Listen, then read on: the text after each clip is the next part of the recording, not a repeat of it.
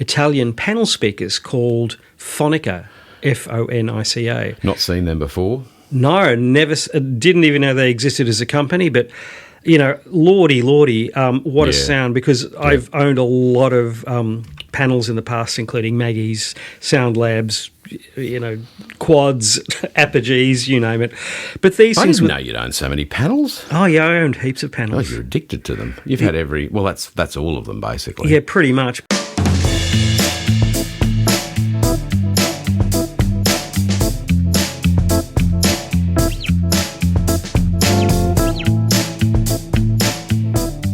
We are back, Not an Audiophile, the podcast, episode 37, season 2, and today, primarily, it's the show roundup, Melbourne HIFi Show 2025.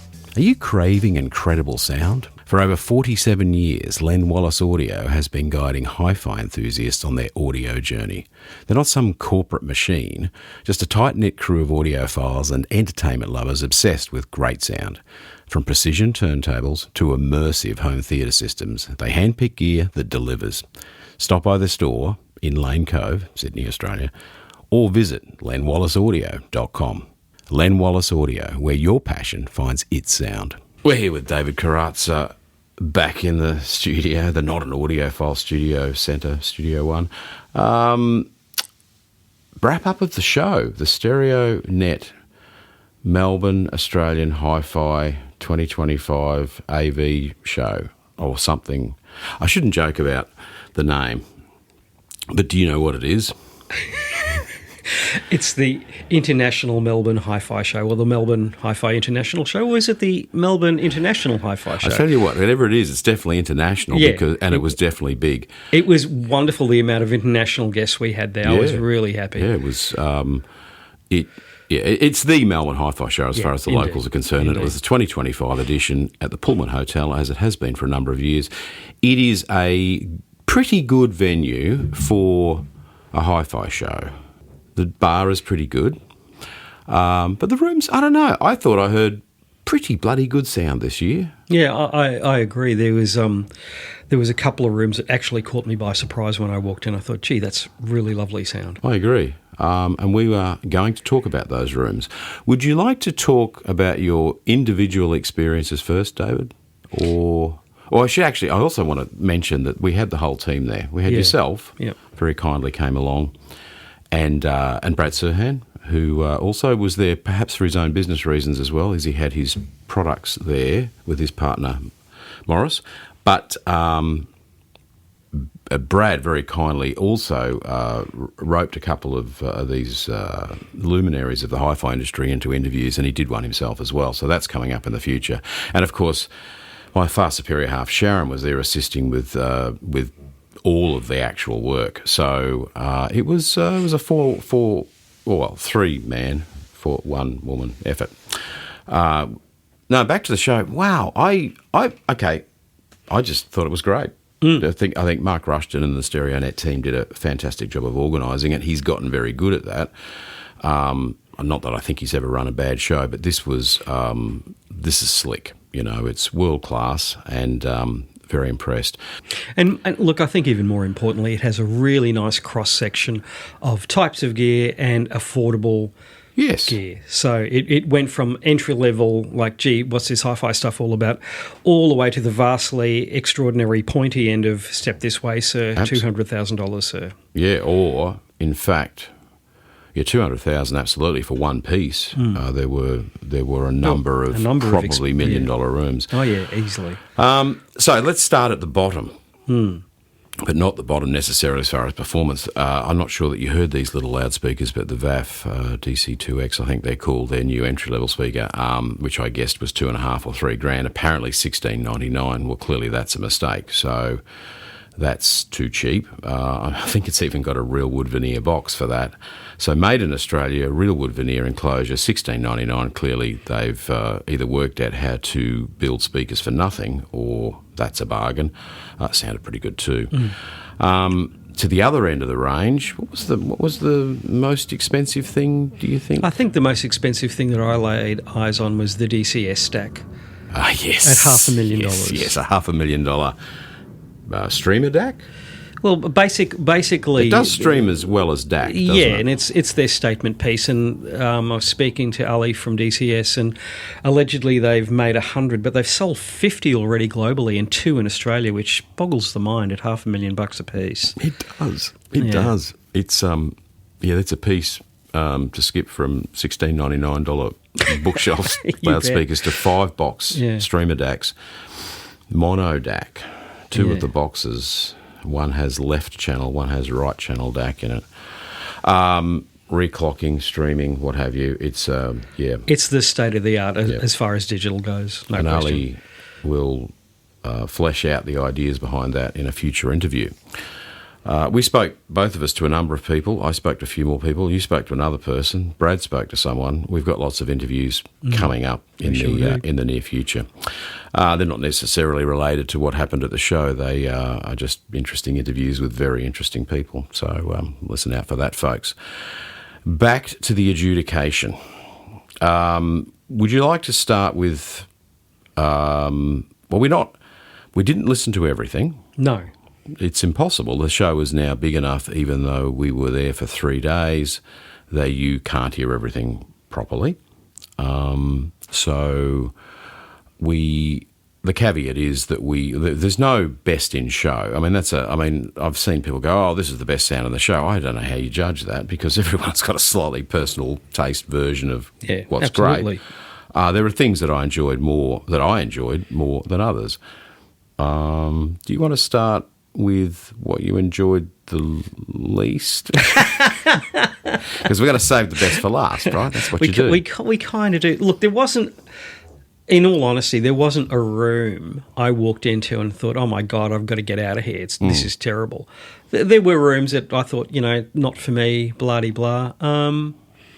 Do I remember them clearly? And I'm not being evasive with the question. It's just that, seriously, the good rooms have kind of burnt there. They're the ones you remember. Yeah, they're the ones I remember. And there were quite a few good rooms, much to my surprise, rooms that I would have thought would not have tickled my fancy. Yeah, okay. Yeah. I would say the ones that impressed me less have good sound reasons for doing so. I think that the sound gallery / audio connection room, the ballroom, was a brave choice as far as sound quality. The room itself had a great vibe. I mean, it had all of this amazing equipment in it. Oh, the gear was magnificent. And amazing people in it. I mean, there was representatives from around the world. Oh, yeah. We had heaps of, fantastic luminaries who were there. Yes. But the room was a bit of a compromise, I think. From sound quality perspective, because it's a huge space, and even though it had huge systems in it, from Wilson, Estalon, Lynn, and I always forget the name of the speakers on the other wall, but it was powered by some very nice components, which I'll have to check my photos. I should have perhaps done that before the show. It doesn't matter. Everything in that room sounded just a touch lost. Yeah. If you did sit down in front of it, pretty close, was pretty good. But obviously, everything in that room was hundreds of thousands of dollars. And yeah, but look, to be fair to the guys who, the effort poured into that room was just phenomenal. Oh, absolutely. I don't, as much as you try to get good sound out of a massive room like that with 4 or 5 divergence systems, because don't forget the Devialet stuff was there too. I think it was there as like, here it is, we've got it. You cast your eyes on this. It was more of a showcase. Yeah, thing. no, I enjoyed that room. Yeah, so did I. But you had to forgive it a little bit. Yeah, of acoustically, course. It's a disaster. I mean, it's a room you'd never put a system like that in without fixing it. And plus, if you had a room that big, you wouldn't have the little Wilsons. You'd have the big ones. Indeed. So no, that was. That's not to say it was just. What are you going to do? I think their idea was great. I think they went past the idea that we're going to try to wow people with the sound quality of this equipment at this show, because it is of such high quality. It needs to be set up properly. You can't even really do that at a show to some degree, I think. And so really it was a lot of the more affordable gear. And when I say affordable, I mean still not entry level, that in fact shone, I think. Do you want to talk about, David, the things that shone, that really got you excited? There was a couple of real surprises, stuff that I had biases for and stuff that I knew very little or nothing about. Like I'll start off with the stuff that I knew very little about. And I walked in and went, oh, my God, this is really interesting. In no particular order, the JBL Summit room with their new Summit speakers. They had the babies there on the stand just running through a streamer. And I got to tell you, sometimes when you walk into a room and there's an audio system going and you have this involuntary grin on your face, you know that something's right. Absolutely, yeah. The speakers were very interesting. The system was playing, now don't laugh, a big band, kind of from 30s, 40s big band stuff, but a Japanese big band. Yeah, okay. So it's a genre I would have never consciously have chosen, but it was bloody excellent. And so then I asked the gentleman to play a couple of tracks that I chose, and I just thought, if any speakers I've heard at the show had life with, in 72-point Helvetica, all caps, bold, underlined, it was these things. They were alive. Yeah, they were. In fact, I walked in behind you, and I was because I harbour a mild concern about the balance, for me personally, of some JBL loudspeakers over the years. There's nothing wrong with these. They do have they're exuberant, as you allude to, and yet they do that with some degree of restraint. They're not fingers in the ears material like some from the 80s. So really impressive. Yeah, and I don't think particularly pricey. No, I think a tad. Look, memory fails me. I think they're around $30,000 or slightly under. I could be wrong, but that's not a lot of money for speakers these days. They sounded like music. Let's just say that's that. Exactly what I thought. Yeah, absolutely. Yeah. Similar vein, the Wilson Benesch room is one that I remember because Wilson Benesch, lots of carbon fibre, lots of interesting cabinet ideas that should work, but I've never really heard them make music like today. Today was probably this day last week. Helcro power Helcro amplification, full stop. So Australian amplifiers, English loudspeakers of some exceptional quality, and yet making music as well. Very fine levels of detail, very accurate, very dynamic, very musical, very clean. These are all things hard to get to combine together. Did a great job, I think. Yeah, very, very good sound. Price tag, irrelevant. Most of us aren't buying it, so I don't know how much it costs. But the point is that if you do spend the money, you could have something really exceptional, something exciting to listen to. Yeah, it was really convincing as a musical artefact. They were playing some light. I think it was possibly Baroque stuff when I walked in. And then I walked in again and they were playing some female vocal, the staple of HIFi shows. I don't say that with any disrespect. It's just it is what it is. Most things sound okay with female vocals, but they were I think the speaker's got to be pretty well I'm resolved being facetious. in the design department. Because upper harmonics are falling right into the tricky crossover region, I guess. But these things resolved the musical piece. Yep, I can maybe count on one hand, at the max 2 hands in my life, that I've heard a speaker do that. They were really something else. Okay. So we're on the same page there? Yeah. But they had the Halcros behind them, and the Halcros and those were just an insanely synergistic match. Yeah, so it would seem. Absolutely. And in fact, the thing that perhaps I was reacquainted with during the show is, and I think the reason why the sound was better this year was system synergy, probably because the acoustics of the hotel haven't changed. Probably more people brought treatments with them, I think. When I say more people, I mean not the customers who walked in with a suitcase full under their arm, but the exhibitors, and but well attended. Particularly Saturday, almost too many people. So very impressive. Friday was a busy day. Earlier start than normal on the Friday, I think, was a success. It was a pretty busy day. Some say Sunday was a little slower, but, it was Sunday, and there's also stuff going on in Melbourne that day that probably didn't help. The other point I was going to make was, let's have a break, back in a second. March Audio, fantastic amplifiers. Alan March has been on the show a couple of times. He's a great guy, very, very smart cookie, and he manufactures a range of amplifiers and loudspeakers using Purify components in most cases, which we all know are extremely high quality. So check out March Audio, great sound, brilliant build quality and design, and in fact I believe there is a new preamp which is a ground-up design of their own coming out from literally a clean sheet of paper. marchaudio.com. And we are back in the studio with David Karatz and myself, Andrew Hutchison, wrapping up the Melbourne HIFi Show 2025 with our very much personal thoughts. They are literally what we think. I mean, admittedly, we've both been in hi-fi forever, and music and what have you related to sound quality, and I guess our opinions are worth something, but still very personal.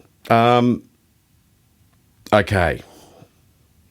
Other rooms of note. I've got plenty here, actually. There was quite a surprise. Another surprising room, again, in no particular order, was the Radiance room. And Goran had a pair of Italian panel speakers called Fonica, Fonica. Not seen them before? No, never. Didn't even know they existed as a company, but, you know, lordy, what a sound, because I've owned a lot of panels in the past, including Maggie's, Sound Labs, you know, Quads, Apogees, you name it.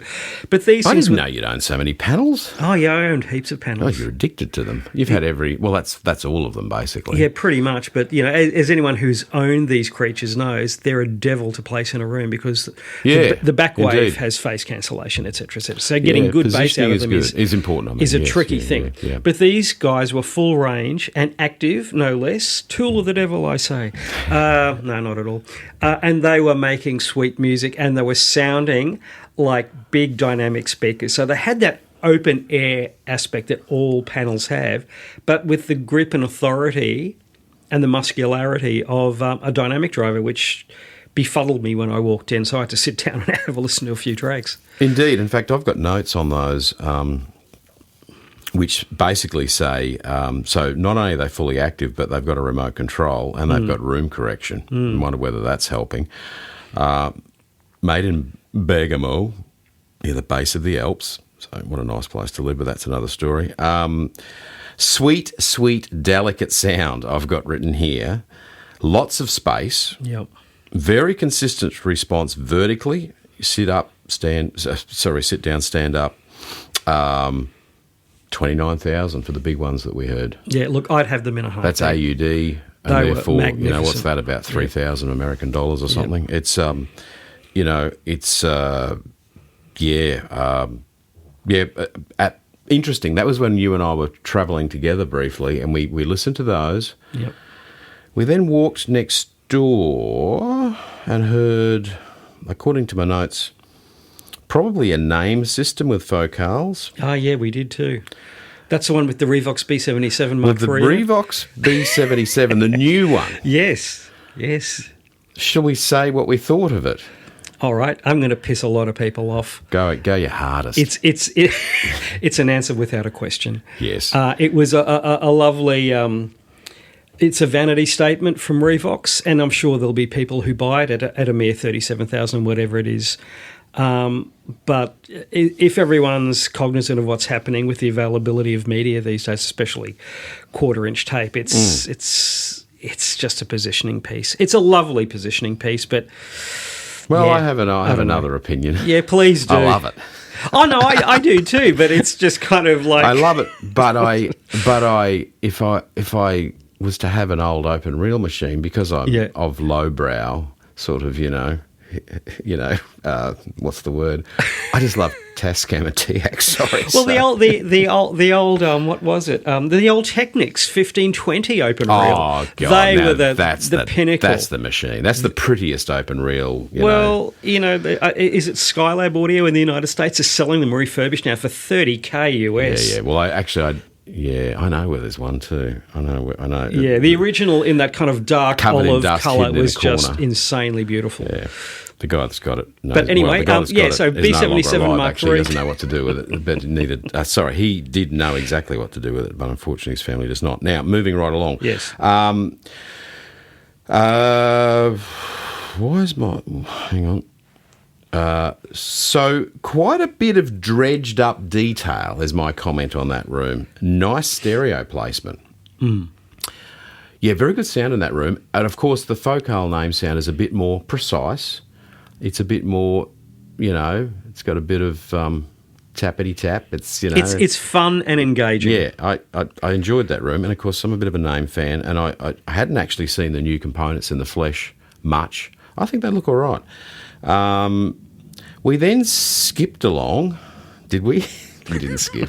No, not with baskets under our hand, a la Dorothy, no. To the next room, or somewhat further along. Yeah, right. I'm not sure whether the next room was Devore or the Graham Audios, but it doesn't matter. Let's talk about both. Or in fact, the Sir Hans Swift room. So let's say it was the Devore room. A different kind of sound again. So we had the very natural, very spacious sounds of the panels. Then we had the more precise sound of the focals. Then we had the Devores. Now, driven by, interestingly, a first watt pass amp, which I'm not sure how many watts it's got. I think it's 5. Some say 10. Doesn't really matter. It's not much power. Yeah.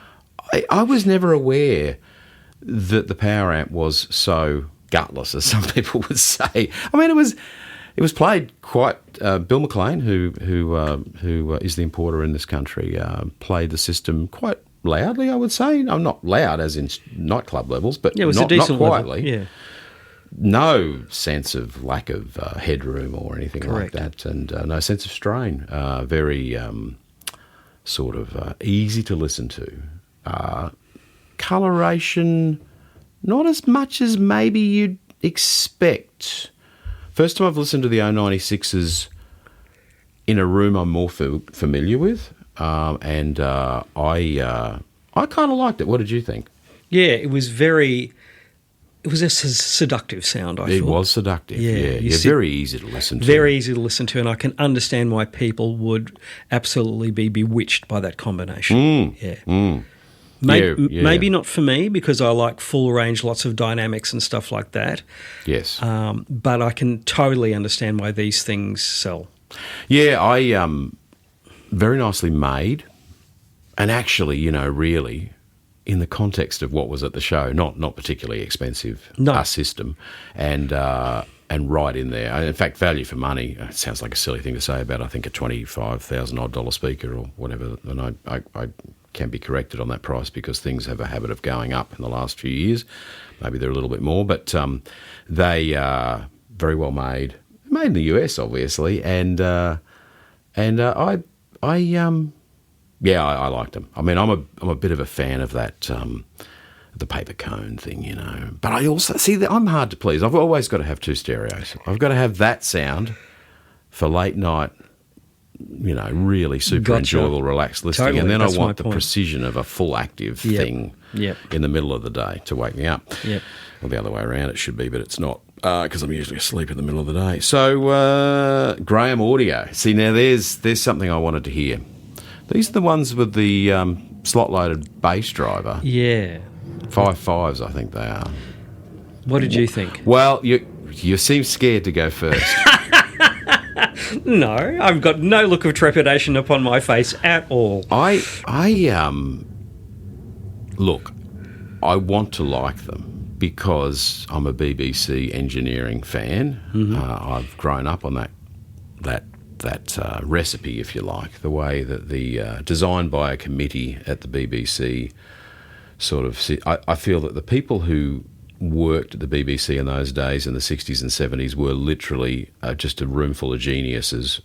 So, yes, you can, if you design a horse by committee, apparently you get a camel.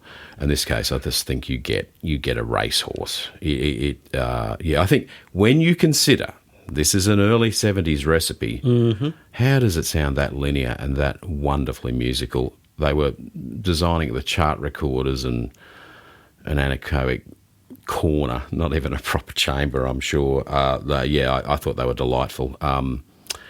Big, well, what did I say? Okay, here's the notes. Easy, fun, and a bit of colour, I wrote. Yeah, look, honestly, the thing is, again, going back to a couple episodes ago about cognitive bias and things like that, I walked in and I thought, oh, Jesus, these are out of the arc, just visually. Yeah, visually. Yeah. I think they're hilariously nostalgic. And well, they I are, love the look of them. but, all that kind of goes away when you sit down and you listen to it and you think, oh, okay, yeah, these are really doing a great job. Yeah. There's a touch of Devore. Yes, indeed, there is.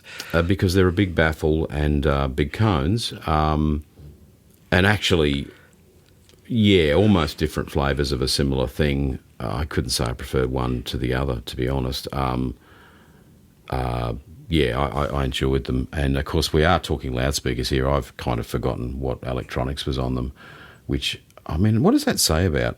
We are really talking loudspeakers, aren't we?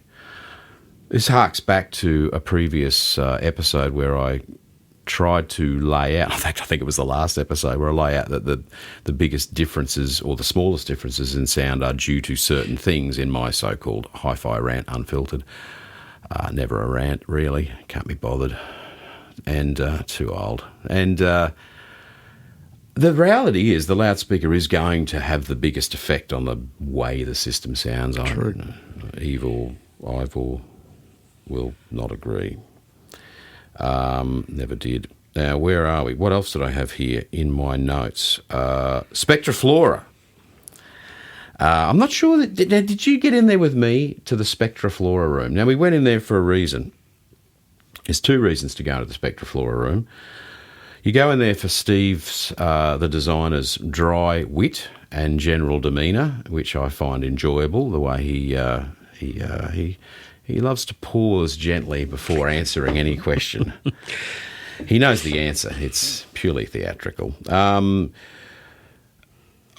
His new smaller loudspeaker is yet again presenting an alternative way for a loudspeaker to sound. It's the sound that he likes.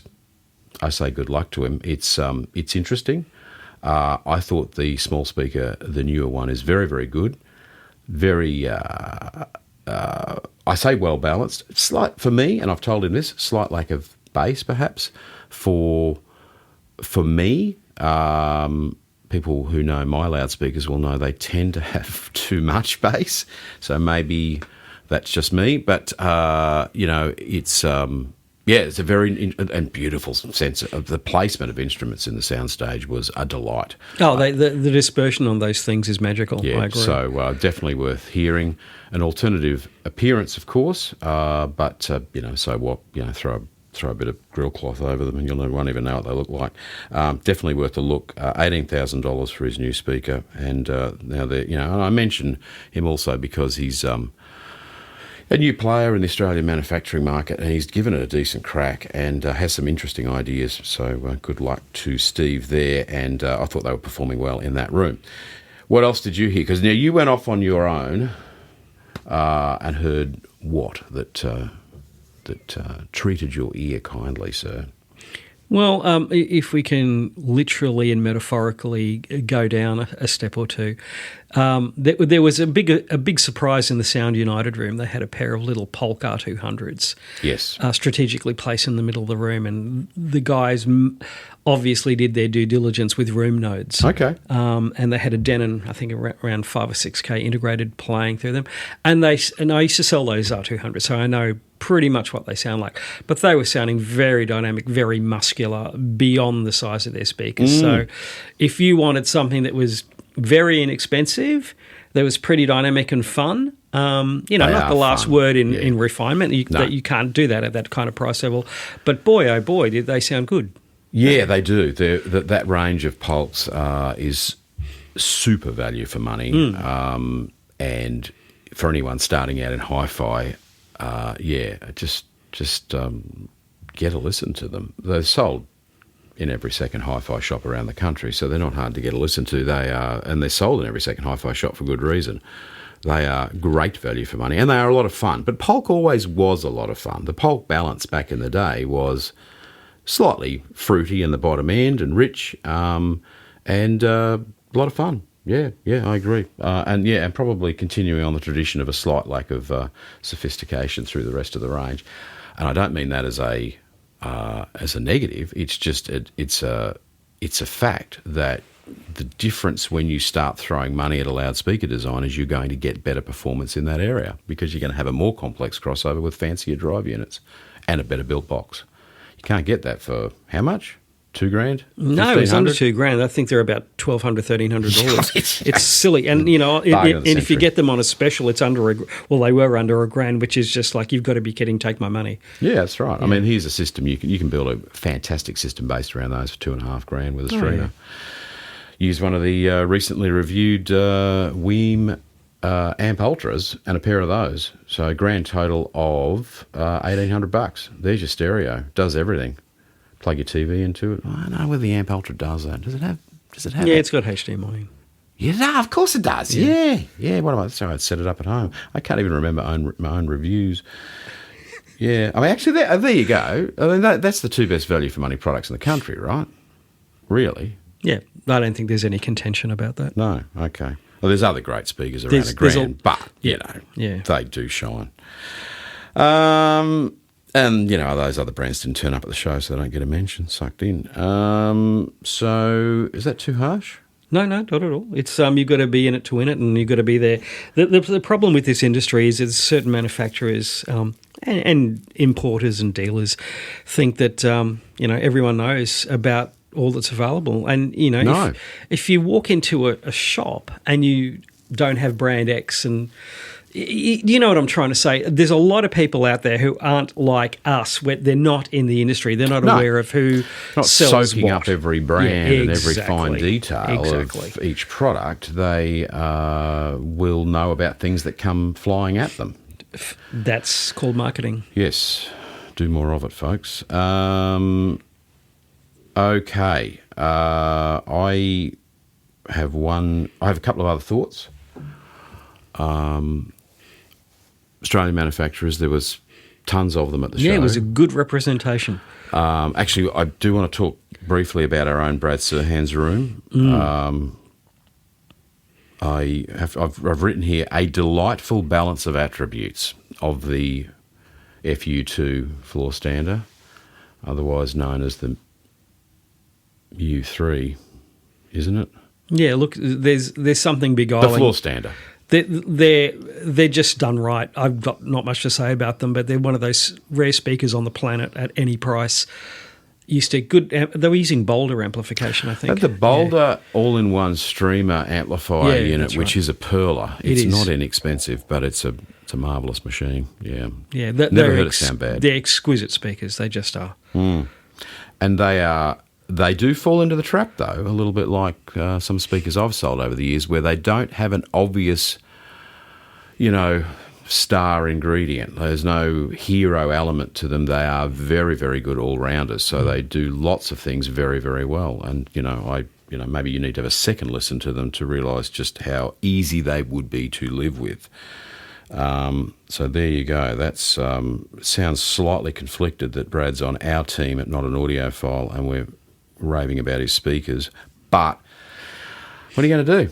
I think they're $15,000. They're not crazy money, maybe a little bit more. Oh, no, I think that's what they are. 15,000 AUD, and they are really good. Well, as a postscript to that, if I can add to the Australian flavour of speakers there, honestly, the Richter room with the new... Just getting to it. Oh, okay. Yeah, I'm stealing your thunder. No. Yeah, the Richter room was a glorious surprise, but, every year the Richter room sounds good. And the new Dragons, they're top of the line. You want a full-range speaker with dynamics and bass extension in spades they're under $10,000. Yeah, I've got it written here. They're $7,995 a pair. Yeah, not Radio Shack pricing each. And I've written real wood curved cabinets, real wood veneer curved cabinets. Terrific value for money. Correct. Incredibly linear. detailed and sweet. Try making that work.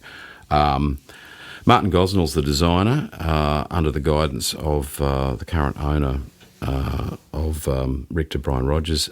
What a team. They should be very proud. That is a delightful sounding loudspeaker. It's I don't think it's got much. Is there anything wrong with it? It's got a dome mid-range, and they made it work. It's beautifully integrated with the other drive units. There's quite a few drive units on the front baffle. They've made it work. It's very hard to do that. Completely impressed. Yeah, fantastic job. Glad you liked it as well. Yep, I did. You've got to go. I'm going to do some other wrap-up by myself because we are short of time, which sounds ridiculous, but we do need to get this episode out. Otherwise, who cares about a show in 3 weeks' time that was 4 weeks ago? Couple of other quick mentions, though. Yeah, please. Let's OAD, go. Ultra Fidelity. Miss, can I say something? Yes, go. The technical engineering award for the show for me goes to OAD. Oh, yeah. Like by far and away the most staggering engineering I've seen at a price point that is just... Are you talking about his new integrated? I'm talking about any of them. The pre, the power. I mean, this is kind of Nagra level of engineering for way less than Nagra money. Oh yeah, yeah. No, so John showed me. He had the new integrated on display. Yeah. OAD, by the way, make amplifiers, but also make open baffle speakers, and the only ones I've ever heard that sound any good, by the way. So moving back to the amps. He had a bit of perspex over the top of it. You could see inside. He said, as a technical person, what do you think? I'm just looking in it going, as I wave my right hand at a Nagra in the workshop here today with the lid off, it's that quality, like you said. It is as well thought out inside. I said, what's that, 15 grand? He goes, no, 8. I'm like, 8? Why? Like, that's... It's ridiculous. I don't know how he makes it for 8, let alone sells it for 8. It's and it's all. It's not some box with some stuff off AliExpress bolted into it. This is his ground up design. Yeah. Oh, it's stunning. And John needs to give himself a good shake and work out what it really costs to make that and put the price up to reality, because otherwise he's going to have orders literally for hundreds of those things from around the world. Oh, yeah. And he won't know how to make them all. Well, back when I was in manufacturing 10,000 years ago, I did a quick cost of goods estimate on the chassis because it's milled out of a aluminium billet. Yeah. And I would say... Is it? Is it billet? Yeah. Is it? Yeah, the sides are. There's lots of solid. I'm not saying machine, it's a unibody piece. No. Yeah. But it's screwed together out of lots of very high quality machines. Serious machine stuff, that would have at cost a few $1,000. So the pricing, I think, is deliriously cheap for what it is. Made in Australia, stunningly good, and of course the power amp has giant VU meters. I think you need to get a listen to that. Bash down John's door. He has a website with a lot of technical stuff on it. If only he had a little bit more marketing on it, but anyhow, it's if you can wade through the technical stuff, because the guy is a genius, of course. Agreed. And so he loves to wade neck deep in that sort of stuff, and their website, does look a bit like that, but wow, what a result. Yeah, you've got to get a listen to that. And like I say, not too lightly, his open baffle loudspeakers are very, very good, very warmly balanced, very musical, a pleasure to listen to, and I think under $10,000. So any other quick thoughts on stuff that just stood out, David? Again, I'll never get tired of listening to the Doman turntable. No, indeed. It's I don't know, I haven't heard the new Wilson Benesch monster thing that's come out, but honestly, without hands down the finest turntable I've ever heard in my life. It actually is. It's like it's not there. It's just bullshit good. Yeah, it's okay, this is the way it strikes me in most configurations. It's super fast compared with other turntables. Correct. It just starts and stops on a dime. It's immediately obvious. Somehow everything on it seems to track a bit better. It's a bit cleaner.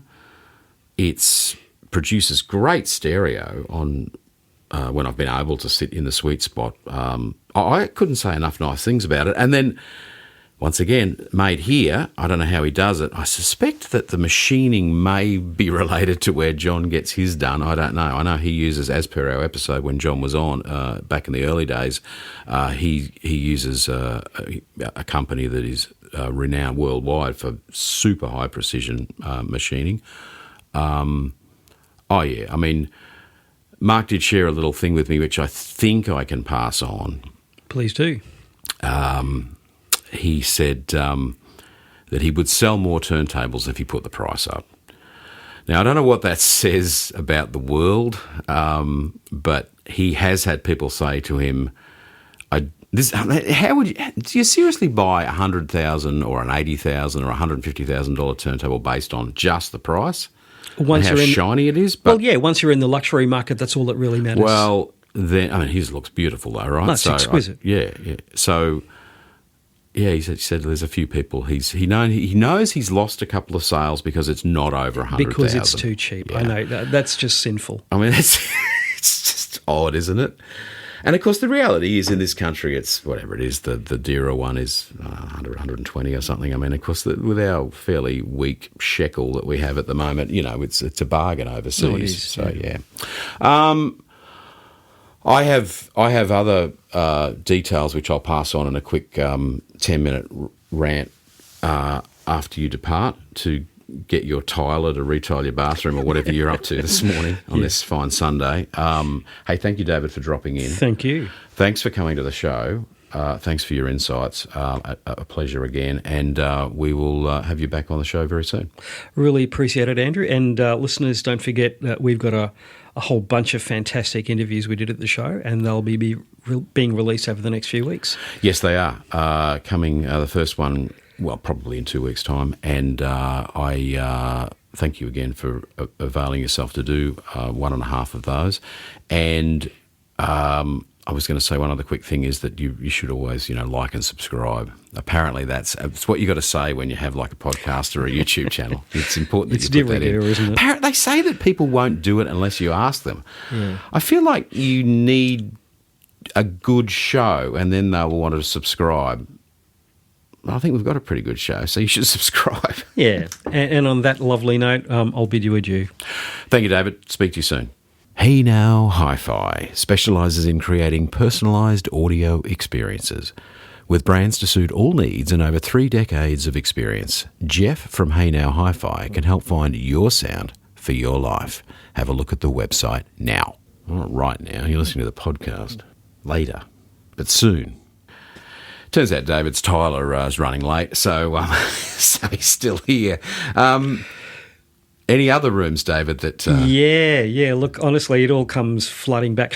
The funniest incident was I walked into Audio Marketing's room and the lovely Tim there had the Triangle Actives French speakers. I keep hearing about these, yes. And, of course, the main business, I guess, was primarily looking at the musical fidelity stuff there, which is, very impressive. Couple of turntables, all very good. Well, the new Vista, the new Vista. Yeah, 25 years on, we found some more of these tubes.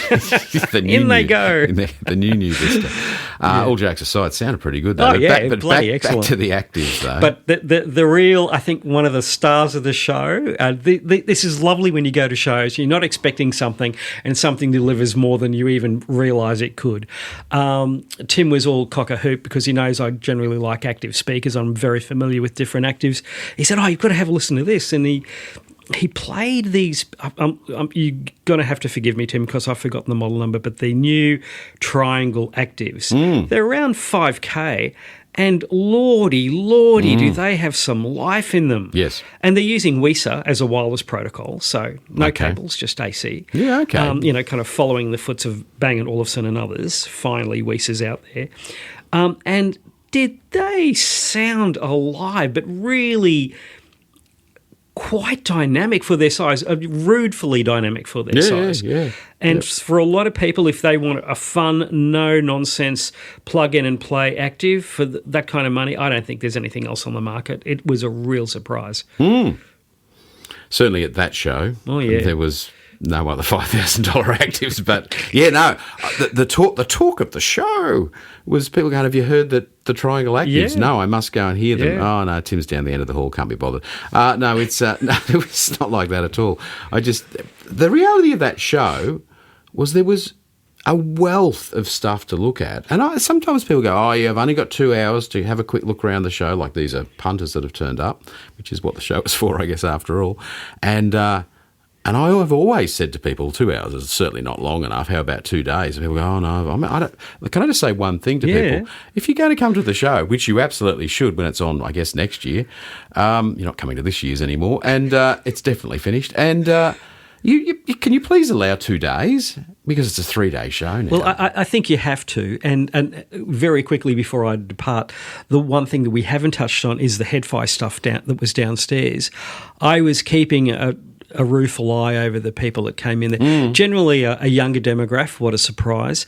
But I tell you what, there was some stuff down there that sounded magnificent. I'm going to say, because I'm not a headphone guy, I didn't listen to anything. I do know there's a new Stax, the 007, which is supposedly amazing, and I wanted to listen to that, and I didn't get the time. As I alluded to, there was just simply too much to listen to, and I think I also dragged the chain a bit, because you find yourself sitting in a room enjoying yourself, heaven forbid, and then, you go, well, what else have you got to listen to? I mean, when you and I were doing the duo, we were listening to 3 and 4 tracks per room. In reality, time is slipping past. Correct. And you're not really clocking it, and next minute it's lunchtime. And obviously after our 3.5-hour boozy lunch, there's not much left of the afternoon. Ho, ho, ho, if only. If only. A sandwich and keep going. All right, now you can go and see your Tyler. All right. Thanks, Andrew. See you, bye. Bye. The HIFi Shop is the home of quality hi-fi. Experience the best of everything from affordable turntables to not so affordable high-end loudspeakers. Let Alex curate a complete system for you, or have him using his technical background assist with your next upgrade. Visit in person or check the website hifishop.com.au for easy information on all of your favourite brands. Go straight to the top, speak to Alex at HIFi Shop. And I'm back. So David has gone this time. Miss Tyler's beckoning him to come and open the house up. So look, I'm going to cover the final remaining details. We've skipped around, and we've obviously mentioned all of the rooms that we really love that we both visited, but there's a whole bunch of others that notable mentions, if you like, that were still sounded great, looked great equipment, and I'd like to cover some of those as well. The one that immediately jumps to mind is the Abbey Road sort of limited edition 800 series BMW, the 801, resplendent, I should say, in its one-off finishes. I guess it's the same loudspeaker, but wow, it does look very, very cool in those finishes. It's if I was going to buy a pair, that's the colour I would want them in. I should also mention that we have a video up on YouTube that people seem to like, of visual summation, if you like, of the show. Of course, the music that was on in the room is playing in the video. It's not something we make money out of. It's just an example of what we saw, and it's quite good to sort of, if you couldn't get to the show, to get a quick run around of the show, some of the highlights, I guess, the visual highlights at least, and you certainly can't draw any conclusions from the sound that you hear that I've recorded with the camera, but although it doesn't sound, it's clearly not distorted, but it is nice to just see how the rooms look rather than us just talking about it. So another room that I really enjoyed was the Antipodes room that had the Emotion Audio loudspeakers in, the slightly pyramidical looking units with the solid timber grill frames. They were okay. I hadn't heard them before, and they were quite stunning. Very pleasant sound, and of course the industrial design of the new Antipodes is quite striking. I'm not sure what it is with the Kiwis and designing boxes of electronics, but they do a really good job. Very impressed. But the sound of those speakers was a genuine surprise. So Emotion Audio, kind of a blandish sort of name for a brand, but nothing bland about the sound. Very impressed. The Chario Electrocompagniet room, EC, easier to say, very good sound in there as well. I was impressed with that. And why wouldn't you be? They're a lovely looking Italian speaker, great electronics. From Norway, as I remember it. I hope I'm correct. They've been around for so long, and I've enjoyed the sound of those amplifiers for many years. I mean, they're largely, I guess, doing it the way they've always done it, but it's why not? It works. Speaking of doing it the same way for donkey's years, Esoteric Audio, I've mentioned before on this show, such well-made electronics. Pretty good sound through the Eggleston Works. I was pretty impressed with that. And they had a few pieces of Esoteric Audio componentry off to one side, and you could see perhaps why it might sound good. Such beautifully made electronics. And the CD mechanism looks like it's sort of hewn from the solid. Very impressed that anyone still makes a CD mech to that quality. So some enjoyable time spent in there. The new PS Audios with the American panels, I didn't get as much time listening to those. I listened to them at the start of the show, I think on the Friday, and I intended to get back for a proper listen and didn't because the room was full the whole time, and I mean chock-a-block. Can I say, I just couldn't get a decent listen to them again, which was a shame. But next door, Jack from Airtight, the owner of Airtight in Japan, tube amplifiers, was running that room for Jeff from Hey Now HIFi, and that was the Doma turntable room, and the I just call them the Slate speakers. I shouldn't call them that. Fisher & Fisher, of course, is the brand. But Jack put one record on, and it's a classic track, and I think it's in the video that I alluded to before, and it just sounded incredibly lifelike. Certainly, once again, a synergistic match there. The Doma turntable, the Airtight tube amplifier, and those speakers worked incredibly well together, made great dynamic, lifelike music. I can guess the listener by now is going, so everything just sounded great. Well, it kind of didn't, so it's, there was another room. I don't know what was going on. I'm not going to say what the brand was. Very, very expensive equipment. Talking about synergistic, or the synergy of a system. They got it wrong. It was dour and uninteresting, and at a price tag that it should have been anything but. And it was genuinely unexciting and a bit crap, to be honest. And there were people coming out of the room saying as much. And so that's why I'm not going to say, because it doesn't matter what it was. It was not the fault of the equipment. The equipment involved is all extremely high quality, but they have pieced it together in a way that just didn't work. And they should have. And this is where I feel the skill at a HIFi show, the real skill of the exhibitor is under test. And many say, you can't get good sound at a HIFi show for all the following, all these reasons. Well, the only real excuse is just how damn noisy they can be. I mean, that is a problem for sure. But the acoustics, everyone's dealing with the same acoustic qualities in the room. They're all built the same way. They're all more or less the same rectangular shape. And look, the sound in the two rooms this particular company put on left a lot to be desired for the multi-$100,000 price tags. And I think if you do your maths, you can probably work out who I'm talking about, but that's not really the point.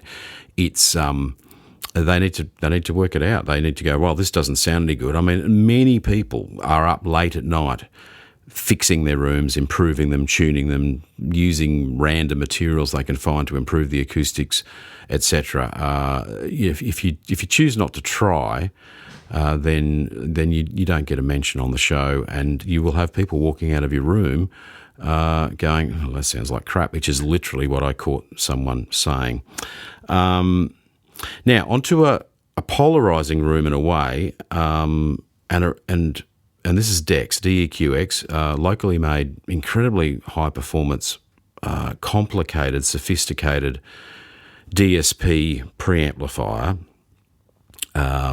combined with active amplifiers, combined with their own Class D amplification. Well, it's not their own, but they've made them using Purify modules, I believe, and I shouldn't be quoted on that because there's only so many Class D modules you can buy, and they've got the good ones, I believe. The point is that they this time put on an amazing display. Now, I've left it to last because once again there were people saying to me, "Oh, yeah, I heard it and it wasn't that good." Now, here's the thing: these guys, they're a company of geniuses. Overused word on this show, but these people are incredibly smart, have incredible power at hand to change the sound. There's too much adjustability, in my opinion. I guess they're trying to tune the system for the room a little bit, but when I heard it, they had 2 rooms, one a 2-channel room and one an Atmos room, and they were both stunning. There was the amount of cohesion, the lack of actually hearing the acoustic signature of the room was amazing, particularly the Atmos room, maybe by the fact that it was surround sound was particularly, involving.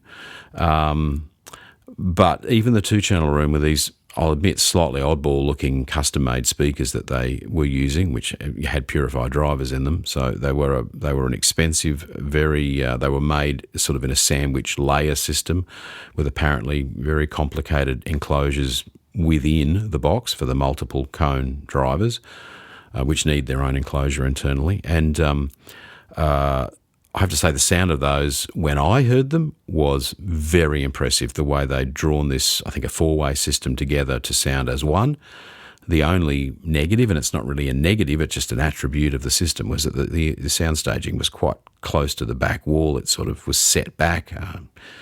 I'm not sure of the exact reasons for that, but then I think they kept messing with it because different people that I spoke to, people whose opinions I regard quite highly, had other things to say about the room. So I guess, they were messing with it when I was in there, and they said they just finished, so maybe they kept playing with it. So, but decks in previous years have I felt not offered great displays using inexpensive speakers and showing how they can make them sound better. To my way of thinking, a multi-$1,000 DSP preamplifier can be put to better use, and in this case they did just that, and I think it was completely impressive. So hand clap for Dex this year, showing off the real power of their very impressive products. And I think that's kind of a wrap for the show. I have missed a bunch of brands, and I'm very sorry.